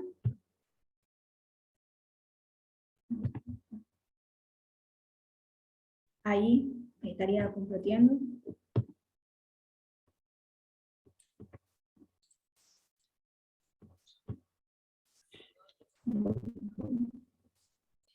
Bueno, para ampliarlo más alto, tendría que volver a salir, tenerlo ya para presentación, pregunto, porque acá la barra como que no me permite ver. ¿Cómo no podés ponerlo en pantalla O completa? sea, sería, para hacer la presentación de forma plena, o sea, compartir toda la pantalla, saldría ahí, ¿está bien? Igual ahí. Y si Sí. vas a Porque arriba presentación de está diapositivas, como... Sí. O abajo a la derecha, al lado del 71%, hay el icono que está justo al lado del 71%, a la izquierda, un poquito más a la izquierda. Acá. No, el de la derecha, ese. En teoría ese es el de presentación, Listo. si no me equivoco. Bien, perfecto, listo. Sí, estamos. Igual. Muchas gracias. Ahí está. Ahí está. Perfecto. Ahí está, perfecto. Millón de gracias. No, por favor. Bien, me presento, mi nombre es Evelith Gutiérrez, soy de la Universidad Nacional de Jujuy, y en este momento estoy haciendo mi investigación como parte de una beca postdoctoral. ¿Sí? Este tema forma parte de un tema mayor que se denomina Tierra y Territorios en la zona de las tierras bajas de la provincia de Jujuy, y es un proyecto liderado por el doctor Omar Jerez, donde tiene también un equipo interdisciplinario en el cual se analizan diferentes focos de análisis de la misma problemática, ¿no? La demanda de la tierra por parte del pueblo en una situación particular que es que la tierra prácticamente está en manos de empresas, ¿sí? Como por ejemplo el ingenio Ledesma en el caso de la población de Estudios. Esta población se denomina los sectores populares como actores sociales, sus prácticas en los procesos de urbanización en Libertador General San Martín. El objetivo general es analizar las concepciones de política presentes por los actores sociales que realizaron la toma de espacios públicos privados en la ciudad de Libertador General San Martín durante el periodo 2003 y el año 2015. El objetivo particular sería analizar los procesos de apropiación y ocupación de las tierras durante el periodo estudiado e indagar el sentido de identidad social y política.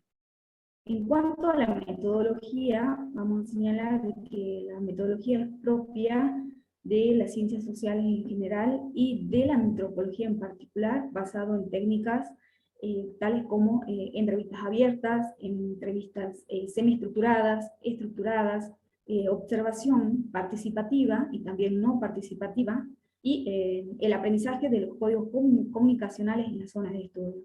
También análisis de documentos personales, institucionales, fotos, audiograbación, relatos de vida, entre otros. Acá les muestro el mapa de la provincia de Jujuy. Lo que tengo acá pintado, por ejemplo, es el departamento de Ledesma. El departamento de Ledesma es el tercer departamento más poblado de la provincia de Jujuy y se encuentra a 106 kilómetros de la capital de San Salvador, de la provincia de Jujuy, que es San Salvador de Jujuy. Y nuestro objeto de estudio se encuentra dentro del departamento de Ledesma, en este caso en la zona de Libertador General San Martín. Acá tengo un mapita que me permite ver la localidad de estudio.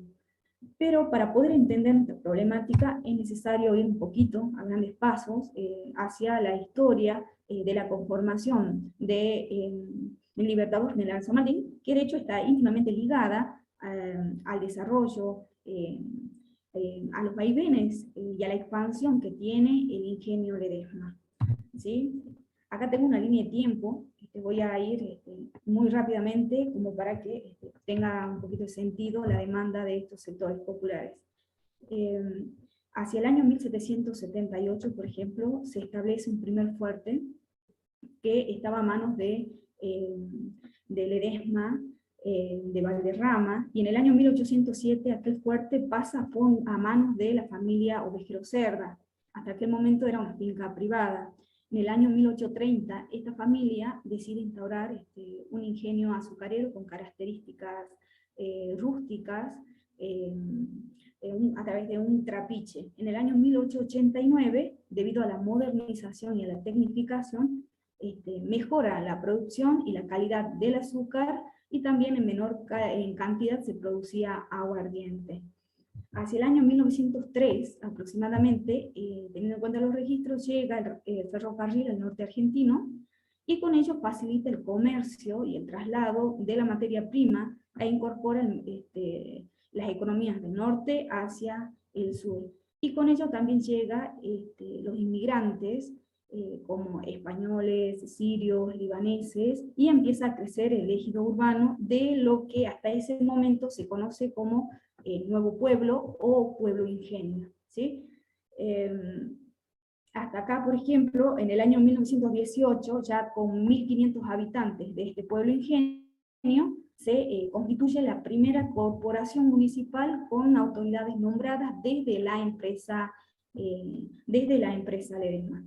En este año, por ejemplo, hasta el año 1950, el funcionamiento de la empresa Ledesma era como una finca privada. Llegaba la noche y cerraban los portones del ingenio, dado que no se autorizaba ni el ingreso ni la salida de las personas. Hacia el año 1927 a 1950, una mejora en cuanto a la producción, en cuanto a la calidad y a la extensión de la superficie de la producción del ingenio, la producción agrícola, industrial, de este ingenio Ledesma, que se notó e incorporó mejoras notables respecto a la economía nacional también, ¿no? Pero acá durante el peronismo, la relación de la empresa, en particular con el gobierno, tuvo una relación algo conflictiva debido a la ideología basada en la justicia social, por leyes de carácter impositivas, por normas que les obligaban a la empresa, por ejemplo, a expropiar, tenían que expropiar tierras para organizar el tema de este pueblo, y también obligaban a las empresas con más de 300 trabajadores a brindar viviendas en condiciones dignas. Hacia el año 1950, esta zona de estudio, lo que es hoy Libertador General San Martín, pasa a denominarse Libertador General San Martín. Y en el año 1962 pasa a ser una ciudad porque ya cuenta con el requisito mínimo en cuanto a la cantidad poblacional para ser denominado una ciudad. Y en el año 1970 comienza el problema, ¿sí? Acá que es nuestro análisis central, que tiene que ver con el tema de la demanda de los sectores populares por un lugar donde vivir. Es decir, ya tenemos algunos antecedentes. Sin embargo, acá vamos a analizar la dinámica social, y para eso voy a tomar en cuenta esta base de datos, que es constituida teniendo en cuenta el censo del año 2010. ¿Sí? Para analizarlo, vamos a tener en cuenta la cantidad total de la población de las diferentes localidades que integran el departamento Ledesma, ¿sí? Como Caimacito, Palilegua, Fraile Pintado, Libertador General San Martín y Yuto. En esta gráfica, por ejemplo, nos permite ver que Libertador General San Martín tiene mayor superficie, también tiene mayor población, y que todo el departamento, su actividad principal es la actividad agrícola industrial, ¿sí? Vinculada a la plantación de caña de azúcar, a la plantación de cítricos, naranja, mandarina, limón en general, que de hecho que estas actividades son propiedad del ingenio Ledesma, ¿sí? Dicho esto, va a ser un poquito más fácil de entender esta gráfica, ya que la actividad más significativa de la zona de estudio es la actividad industrial, ya que el 64% de la actividad dominante está vinculado con la actividad agroindustrial en este caso, ¿sí? Y el 19% corresponde al comercio, que también está ligado a la demanda por la parte de la actividad agroindustrial, y un 17% tenemos actividades de servicios en general. Después, en cuanto a las categorías ocupacionales, si nosotros analizamos esta gráfica, también señalo de que la categoría que más sobresale es el trabajador en relación de dependencia del sector privado, ¿sí? Si nosotros comparamos, por ejemplo, con otras provincias o otros pueblos, la categoría que sobresale, por lo general, es en relación de dependencia en el sector público, es decir, la parte estatal. Acá no, acá por la preponderancia y por la importancia de la actividad económica que desgaja el ingenio Ledesma, es la actividad más importante, ¿sí? Y después tenemos porcentajes menores como un 19% destinados a trabajo en cuenta propia, un 6% trabajos familiares, y un 4% patrones o empleados. Ahora sí, acá tengo unos antecedentes como para poder entender esto, ¿no? De la necesidad de la gente que habita el Libertador General San Martín de exigir a la empresa y al gobierno de la provincia la entrega de territorio, ¿sí? Hacia 1970 aproximadamente comienzan estos antecedentes. En cada uno de estos años señalados acá, hay una toma de tierra por parte de estos sectores populares. Ahora, ¿quiénes integran estos sectores populares?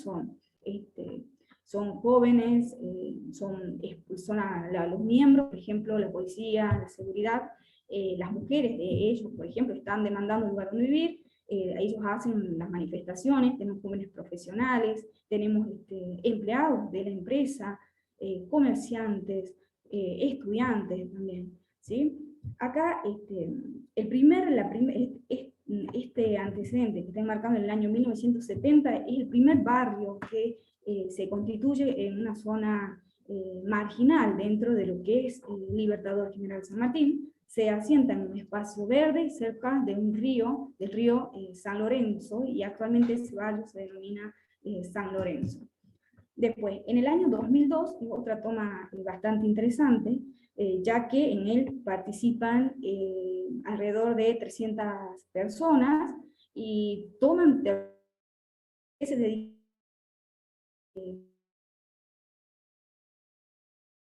son desalojados. Sin embargo, llegan a un acuerdo y con intervención de la provincia se les entrega un pedazo de tierra con el objeto de que se satisfaga hasta ese momento la demanda de este grupo poblacional.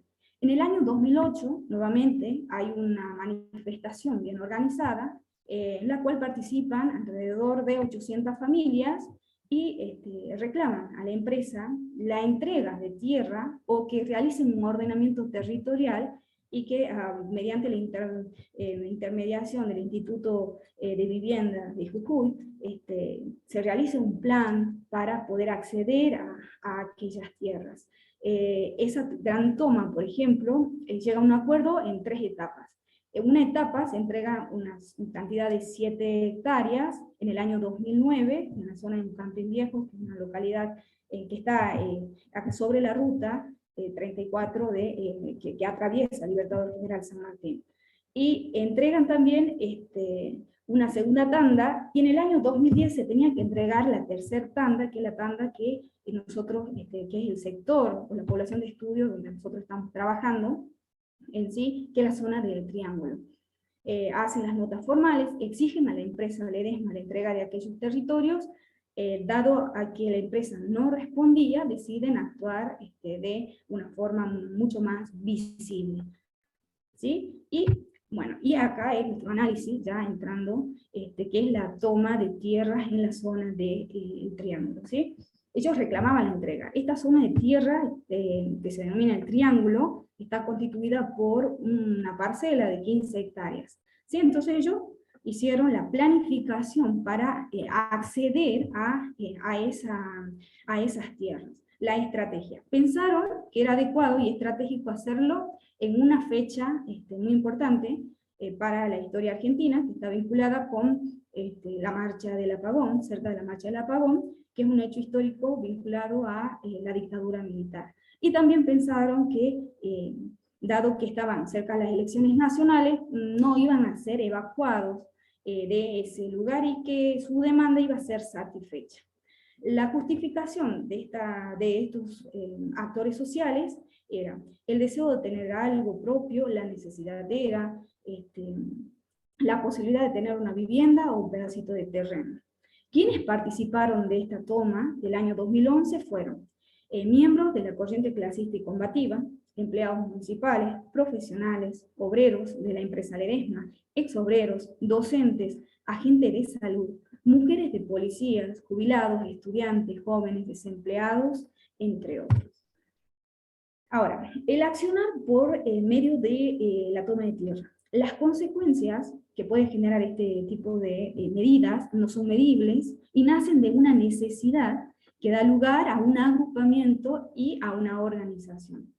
Ahora, los sentimientos que ocupan, que tienen presente este grupo, que son los actores sociales, son de miedo ante lo que podría llegar a pasar, ya que no se sabe realmente, y tienen esa incertidumbre, ¿sí? Porque ellos saben de que están corrompiendo la norma y que van a ser desalojados, ya que están tomando una propiedad privada. Ahora, la acción de toma de tierra, ellos lo toman, en este caso, como la toma fue en el año 2011, lo toman como una última instancia, ya que las vías formales no respondían a sus peticiones expresas mediante notas y proyectos. ¿Sí? Entonces ellos dijeron, o lo hacemos, es el momento, se organizaron, mandaron mensajes de texto, fue la forma de cómo se comunicaron y lograron conglomerar a la gente. ¿Sí? Ahora, vamos a hacer de manera rápida la descripción sobre la toma de tierra y este acontecimiento. ¿Cuándo lo hacen? Lo hacen el 20 de julio del año 2011. Los sectores populares de Libertador General San Martín actuaron de manera organizada y fue un grupo de más de 800 familias. El 28 de julio se produce el desalojo, y es un desalojo realizado por Fuerzas de Seguridad del Estado provincial, policía, infantería, gendarmería, y también había fuerzas, como les puedo decir, la parte privada de la empresa Ledesma, que también tenía ahí su gente. Pero acá pasó algo. Este desalojo fue violento, fue un enfrentamiento cara a cara entre los ocupantes y este grupo que representaba la fuerza legal. Acá fallecieron 4 personas, de los cuales eran 3 miembros de los sectores populares demandantes y un policía. Entre esos 3, de las 3 personas que manifestaban, uno de ellos era un joven de 19 años, que pertenece a un grupo étnico en particular, que es el grupo guaraní. Y bueno, esto generó un enojo en toda la provincia. El 29 de julio, a modo de solidaridad, otras organizaciones sociales como la Tupac Amaru, la CTA, entre otras, salieron a las calles de San Salvador de Jujuy a pedir justicia, trabajo y tierra. ¿Sí? Entonces, bueno, esto fue como el nudo que desató todo el conflicto. El 30 de julio, la ocupación de tierras públicas y privadas se extendió en toda la provincia. Es decir, ya el problema de la ocupación de tierras no fue en Libertador General San Martín, sino que fue en los departamentos del Carmen, Palpalá, Belgrano, Santa Bárbara. ¿Sí? El 1 de agosto, la Cámara de Diputados aprueba la expropiación de 40 hectáreas a la empresa Ledesma, y el 3 de agosto las tomas se extendieron definitivamente por toda la provincia de Jujuy. Ante esto, el 4 de agosto, tras el anuncio del gobernador, miles de jujeños salieron a tomar tierras. El anuncio del gobernador fue el decreto de acuerdo, ¿sí? Lanzar un plan de emergencia habitacional, que es un lote para cada familia que lo necesite. Pero ese anuncio a la vez generó que la gente salga a tomar tierra. Entonces, al día siguiente, el gobernador señala de que para obtener ese beneficio, la gente no tenía que estar cortando rutas, ni tomando lugares públicos, ni privados, ya que si se encontraban en esas circunstancias, iban a ser descartados de este beneficio. Entonces, este plan lo que hizo fue, tuvo un éxito en cuanto a estrategias, si se puede decir, por parte de los sectores populares, ya que se entregaron 19.000 lotes en toda la provincia de Jujuy, y en lo que fue el Libertador General San Martín, en Ledesma, se logró la expropiación de 40 hectáreas. Bien, ahora, sobre los desalojos, ¿sí? Los desalojos es el intento de restablecer el orden de un determinado lugar, y de desalojar o sacar a aquellas personas que no pueden justificar su permanencia en ese lugar. Y estos desalojos se dan en diferentes escenarios, como en rutas, viviendas, terrenos públicos privados, y en plazas o demás espacios en general. Acá vamos a señalar de que, por ejemplo, estos actores sociales actúan en base a sus necesidades, en base a sus demandas. Ellos no tienen la libertad para elegir, ya que más en nuestra localidad o en nuestra zona de estudio, ellos como que van a, el tema de la toma de tierra es concebido como una última instancia de acción, una acción de habitabilidad que en el mejor de los casos podrían llegar a concretarse con la ayuda de las instituciones pertinentes en barrios con todos los servicios. Y son acciones de emergencia, ¿sí? Vuelvo a decir, ellos ponen en riesgo su seguridad, su vida y también su libertad, y son conscientes de que el hecho de tomar lugares públicos privados van a ser desalojados por fuerza de seguridad del Estado público. A ver, ahora, algunos aspectos generales para analizar el empoderamiento de los sectores populares, ¿sí? Los sectores populares son actores sociales y tienen la capacidad de producir cambios sociales, y por tanto también tienen una relación conflictiva con aquellos que detentan el poder político, ya que actúan organizadamente en el marco de organizaciones o grupos conglomerados y exigen a los agentes políticos la solución concreta a sus demandas. Algunas cuestiones a tener en cuenta sobre estos actores sociales. Ellos realizan acciones que están enmarcadas en estrategias que pueden cambiar y transformar diversos procesos y sucesos sociales que en la práctica de la rutina cotidiana no pasarían, ¿sí? Estas prácticas políticas son no convencionales, a tal punto que son capaces de hacer modificar las instituciones que tienen la característica básica de ser estáticas y estables, como en el caso de la toma de tierra en Jujuy, que se lanzó un decreto, ¿sí? Que es el plan, un lote para cada familia que necesite, y que tuvo una entrega masiva prácticamente.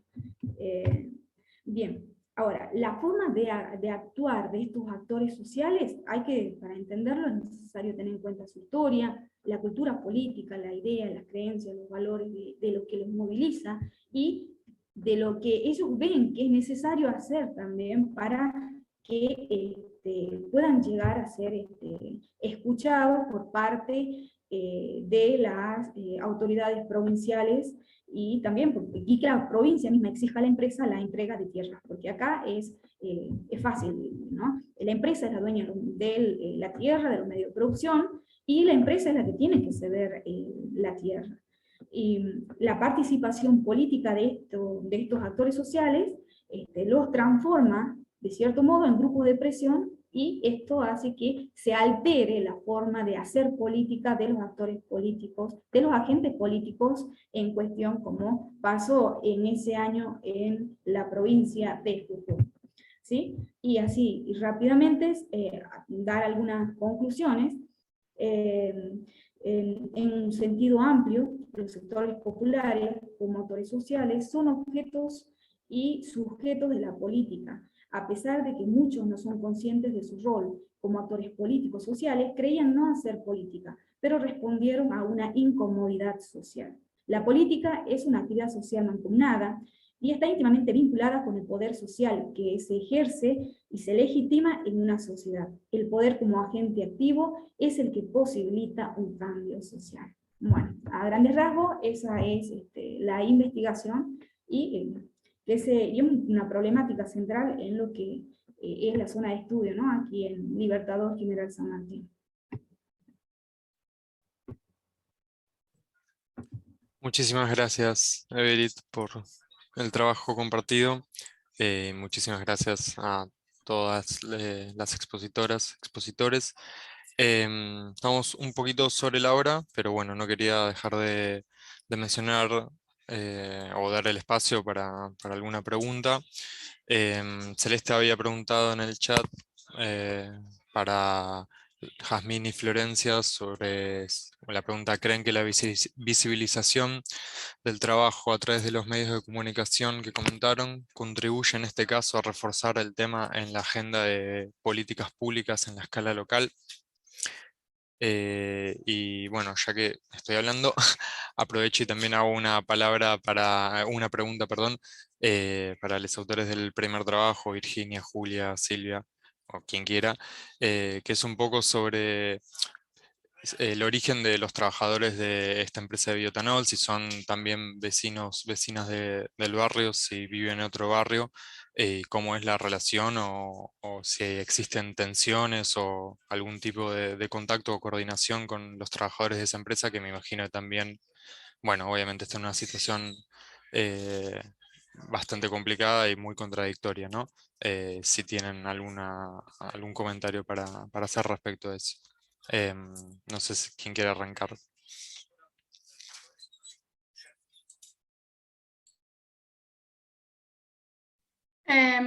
Respecto a esa pregunta, bueno, tal vez es un poco difícil saber si efectivamente, digamos, las cosas suceden por lo que estamos haciendo, pero sí, compañeros de Pipinas dicen que desde que, al menos no sé si por la encuesta, pero desde que está el colectivo, localmente se está, digamos, desde las autoridades sacan comunicados, bueno, ahora se está cambiando ¿cómo se llama? La red de agua en Pepinas la están renovando y los compañeros que viven ahí como que dicen que tiene bastante que ver con el agite que se dio. Es un poco difícil, digamos, demostrar que efectivamente es por eso, pero en principio podría ser. Y también yo, esto es aparte, pero en las entrevistas que hago, porque para mi doctorado entrevisto a muchas personas y varias me han comentado cosas como: desde que me enteré por el colectivo que el agua tiene arsénico, ya no tomo más del pozo y compro envasada, por ejemplo. Entonces, bueno, ahí como que digo, alguna repercusión evidentemente tiene. Así que sí, pero bueno, no sé si de ahí a realmente que se modifique la agenda de políticas públicas, no estoy del todo segura.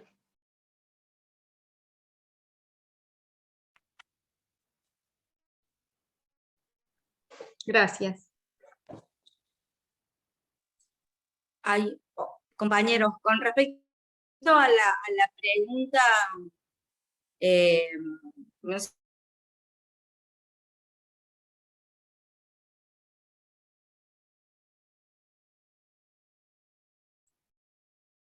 Parece perdimos conexión con las compañeras.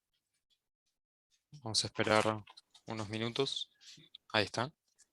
Sí, no sé si me escuchan. Sí. Con respecto a tu pregunta y con respecto a los trabajadores, en el barrio, desde que llegó Porta, Porta no tomaba a nadie que no fuera de técnico a ingeniero, por ejemplo. Con la lucha, ellos se dieron cuenta de que no había nadie trabajando en el barrio allí y era una cuestión débil para ellos. Y empezaron a tomar personal para lo que fuese, aunque no los necesitaran con urgencia. Tenemos que entender que ellos, el producir este bioetanol con alta tecnología, asociados a Alfa Laval, la multinacional sueca, ellos siempre dicen que desde una computadora se puede tener el control absolutamente a distancia, así la promocionan desde cualquier lugar, se puede tener el control absoluto de toda la línea de producción, al ser altamente eficiente en este sentido, ¿no? De lo electrónico. Entonces todo el sistema es tan alto que cada vez se necesitan menos obreros. En realidad este tipo de producciones no es que van a ofrecer más trabajo, ¿no? Sino que se necesita menos mano de obra porque es de altamente tecnológico. Eso por un lado. Por otro lado, cuando ellos echaron gente, porque empezaron en un momento a echar mucha gente, muchos obreros,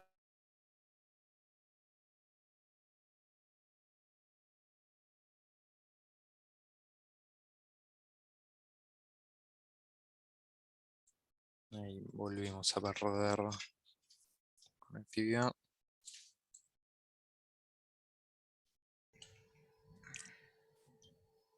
Bueno, esperamos Vamos a esperar, si querés, un Virginia. cachito.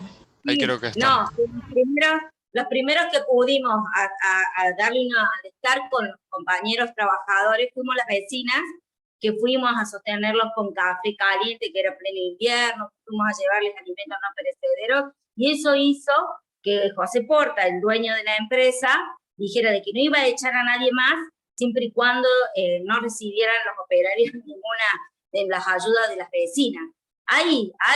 Son, y algunos que hoy por hoy se convierte un poco en barrio dormitorio, porque los vecinos que se fueron o vendieron las casas o las alquilan, vienen obreros que son eventuales, ¿no? Y la relación es un obrero con otro obrero, porque en realidad todos nosotros somos operarios de alguna forma, somos ama de casa, somos trabajadores comunes, así que entendemos perfectamente que no se trata de eso, se trata de que la empresa debe estar en un lugar donde no contamine y no debería contaminar tampoco ni siquiera a los que están trabajando allí.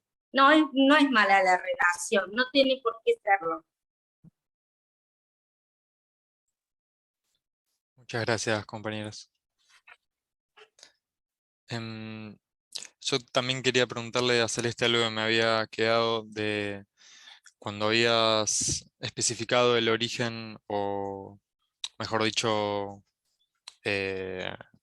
bueno, esta caracterización de los trabajadores agroecológicos que comercializaban su producción. Quería preguntarte si esa era la principal fuente de ingreso de esas familias o contaban con otros trabajos, otras tareas. Sí, esa es una clave en realidad. Estos productores agroecológicos, la mayoría tienen otras fuentes de ingreso. Especialmente, bueno, cuando hacíamos el análisis de sustentabilidad también, los niveles más altos se veían en aquellos que no viven de la producción al 100%, sino que tienen otras fuentes de ingreso. Y también el tema de la tenencia de la tierra es clave en esto, porque aquellos productores que son propietarios de la tierra o de su familia, también se encuentran en mejores condiciones que aquellos que tienen que alquilar. Porque por supuesto que el pago de un alquiler y más que se hace en dólares y bueno, con contratos que son un poco difíciles para los productores. Esto dificulta muchísimo proyectar incluso una producción de tipo agroecológica que requiere una planificación a largo plazo. Así que esas dos cuestiones que mencionás son claves en esto, que es uno de los cuellos de botella a los que habría que apuntar para el trabajo en el territorio y en la toma de decisiones a nivel de políticas públicas. Incluso, bueno, en varios de los talleres que hablamos, una de las propuestas de los productores estaba vinculada a generar una especie de procrear para poder acceder a la tierra para producir y generar condiciones que posibiliten la reproducción de estos poquitos casos que hay de producciones agroecológicas, que se puedan reproducir aún más y muchos de los que hoy son convencionales puedan pasar a producir de otra forma, partiendo de otras condiciones. Perfecto, muchas gracias. Bueno, si alguna quiere hacer una pregunta más, algún comentario más de cierre.